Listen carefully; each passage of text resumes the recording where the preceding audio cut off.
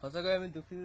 আপোনালোকে চাই আছে যোৱা কেইদিন ধৰি বৰষুণৰ ফলত আমাৰ যি আগত কালভাৰখন আছিল এইখিনি বন্ধ কৰি দিয়া হৈছে। সেইকাৰণে আমি অতি সোনকালে জিলা প্ৰশাসনক অনুৰোধ জনাইছোঁ যাতে আমাৰ এই ধান খেতি মৰাপাটৰ খেতিখিনি অতি সোনকালে পানীৰ পৰা বচাই ৰাখে আৰু সেইকাৰণে কালভাৰখন অতি সোনকালে কিবা ব্যৱস্থা কৰি দিব পাৰে। এইখিনিয়ে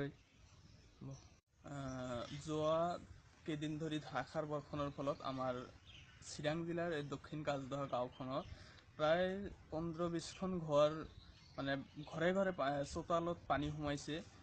আৰু এই ধাৰাসাৰ বৰষুণৰ ফলত আমি চাই আছোঁ যে আমাৰ গাঁওখনৰ প্ৰায় শতাধিক ৰাইজৰ খেতি বাতি মৰাপাট বা এৰি ধানৰ খেতি সম্পূৰ্ণৰূপে পানীৰ তলত যাহ গৈছে। আৰু যদি কেইদিনমান এনেকৈ পানী থাকে এইবিলাক সম্পূৰ্ণভাৱে বিনষ্ট হ'ব।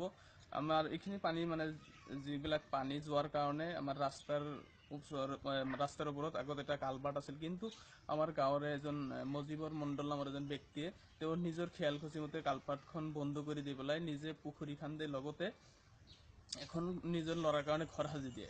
আমাৰ ৰাইজৰ পৰা বিভিন্ন মানে কাকতি মিনতি কৰাৰ পিছত তেওঁ সেইখন বন্ধ কৰা নাই, খুলি দিয়া নাই, নাইবা আগতে তেওঁক বাৰ বাৰ অনুৰোধ জনোৱা হৈছিল যে মানে আপাতত পানীখিনি যোৱাৰ কাৰণে অলপ ঠাই এৰি পেলাই আপোনালোকে ঘৰ বান্ধক, কিন্তু তেওঁলোকে মানি লোৱা নাই। এতিয়া আমি বিপাঙত পৰিছোঁ। সেয়েহে আমি প্ৰশাসনক অনুৰোধ জনাইছোঁ যাতে অতি সোনকালে এই পানীখিনি উলিয়াই যোৱাৰ কাৰণে ব্যৱস্থা কৰি দিয়ে।